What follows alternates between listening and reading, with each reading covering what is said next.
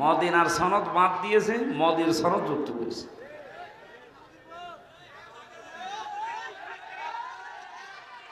এরাই মোবাইলটা ধরে ওই দূরে কোনো জায়গায় ফিকে মারে। এটা মানুষ নাকি একে একে বিবেক মরে গেছে? হ্যাঁ, মানুষকে ডিস্টার্ব করে খালি।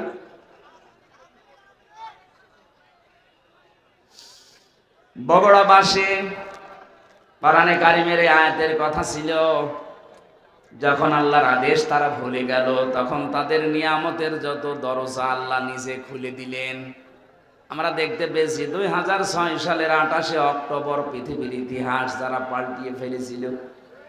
কি, যিনি পালিয়েছে উনি এখনো পর্যন্ত দেশে আসার আকাঙ্ক্ষা পেশ করছে, অথচ তারই নির্দেশে সারা দেশ থেকে লগি বৈঠা নিয়ে মানুষ পিটিয়ে হত্যা করা হয়েছে রাজধানীতে।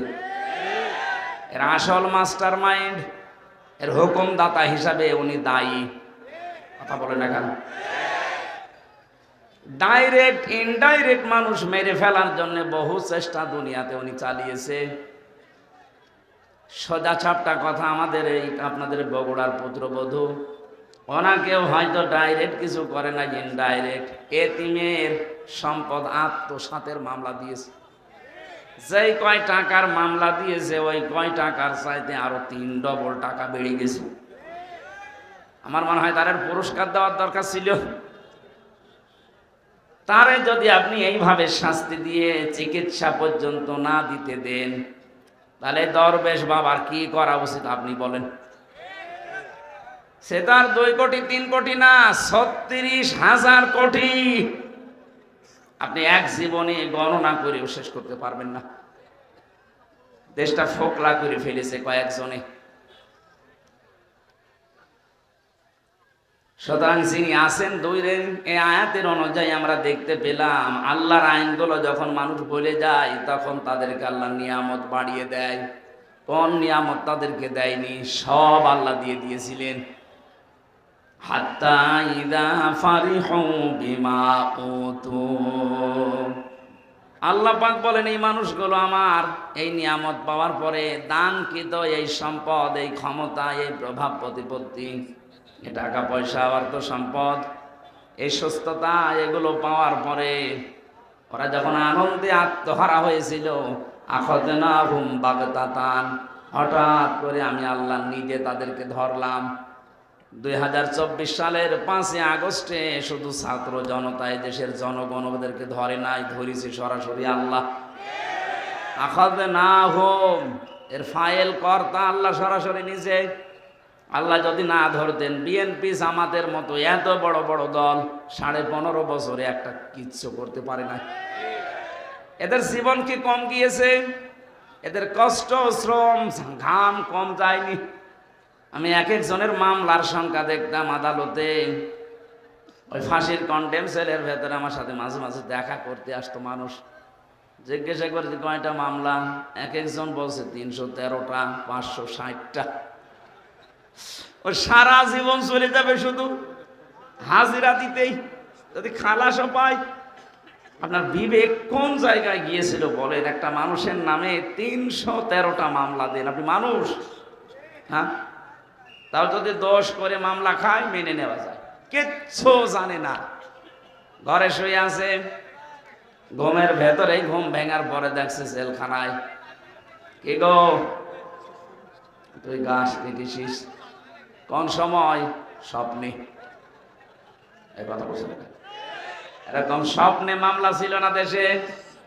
হাজার হাজার ছিল। সুতরাং এই অবস্থার যারা সৃষ্টি করেছিলেন, আল্লাহ নিজে বলছেন আমি তাদেরকে তাদের পাপের বোঝা যখন পরিপূর্ণ হয়ে গেছে তখন আমি নিজে তাদেরকে ধরলাম। বাগতাতান শব্দটা কোরআনে আছে। আকস্মিক ভাবে তাদেরকে এমন ভাবে ধরেছি, ওরা যে দুপুরের খাবার খাবে সে সময়টাও পায়নি। এই বাঁশি বাজায় কে? ওর পিঠের ওপর একটা দিন থাক, যে যেখানে দাঁড়িয়ে আছে বসে আছে থাক, কথা না বললেই হবে। কথা বলবেন না ভাই, আমার এমনিতে শারীরিক অবস্থা ভালো না, কথা বলবেন না।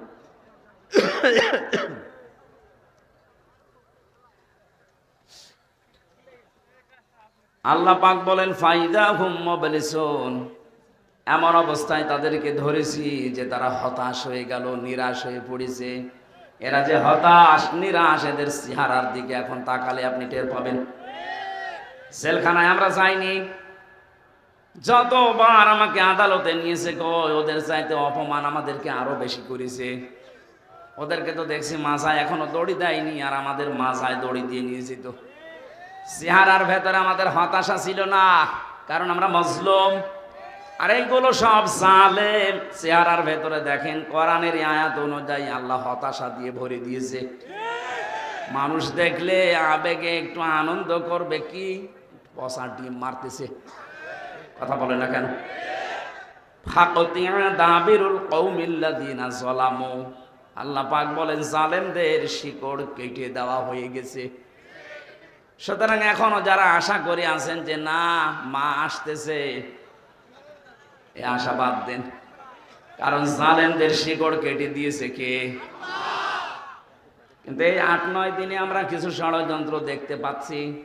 যারা পালিয়ে গেছে এরা এখন বাইরের বিভিন্ন মোড়লের কাছে ধর্ণা দিচ্ছে, আর এই মিথ্যা কথাটা তারা জানাচ্ছে যে আমরা নির্বাচিত ছিলাম, আমাদেরকে উৎখাত করা হয়েছে। এটা তাহা মিথ্যা কথা। 15.5 বছরে যারা ছিল ওরা যে নির্বাচিত ছিল, এ কথা শয়তানকে বললে সেও বিশ্বাস করবে না। আপনি বলেন, ঘোড়াকে জিজ্ঞাসা করেন, ঘোড়া হাসবে, একটা কথা বলবে। কারণ নির্বাচিত হওয়া লাগে যে পদ্ধতিতে, আল্লাহ সে পদ্ধতি কোরআনে কারিমে সূরা হজের 78 নম্বর আয়াতে দিয়েছেন। হুয়াজতাবাকুম, আল্লাহ বলেন আমি তোমাদেরকে নির্বাচিত করি, লক্ষ লক্ষ নবীর উম্মত থেকে তোমাদেরকে আমি আল্লাহ নিজে নির্বাচিত বাছাই করেছি। তাহলে নির্বাচিত করার দায়িত্ব কার? পদ্ধতি কি? না, কথা বন্ধ করা লাগবে ভাই, যত জরুরি হোক 1 ঘন্টা পরে বলবেন। মাইকের আওয়াজ আরো বাড়িয়ে দেবেন, আমার গলা বসে যায় না। নির্বাচিত করা লাগে যে পদ্ধতির মাধ্যমে, ওটার বাংলা নাম নির্বাচন। বাংলা নাম কি? জবাব দেবেন একেবারে ছাত্রের মতো বললাম। নির্বাচিত হয় মানুষ যে পদ্ধতিতে, নাম কি? আপনি একেবারে নিরপেক্ষ দৃষ্টিতে দিয়ে বলেন তো, এই 15.5 বছর নির্বাচন হয়েছে, আপনি কেন এই মিথ্যা কথা ছড়াচ্ছেন? কাদের সিম্পিতি আবার পেতে চান? সারা দুনিয়া জানে যে আপনি নির্বাচন ছাড়াই ছিলেন, কারণ 154 জন নির্বাচনের আগে ঘোষণা দিয়েছেন। কথা বলেন না কেন? দিনের ভোট আপনি রাতে করে নিয়েছেন। কিভাবে বলেন যে আমি নির্বাচিত ছিলাম? একটা হাজি মানুষ এত বড় মিথ্যা কথা আপনি বলতে পারবেন? হ্যাঁ,